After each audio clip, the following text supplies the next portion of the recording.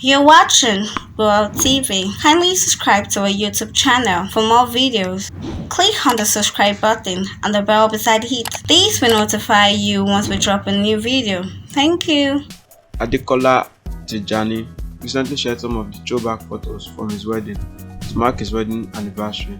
The Yoruba film actor expressed his love for his wife, adding that his love for her will never die, as he thanked God for life. Tijani and his wife, who celebrate their anniversary every 27th of December, have been married for 13 years.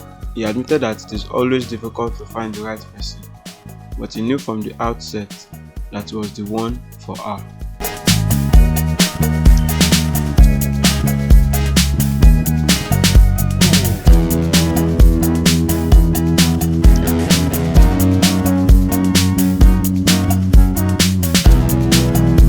In another post, the actor shared a photo from their traditional wedding and accompanied it with a caption.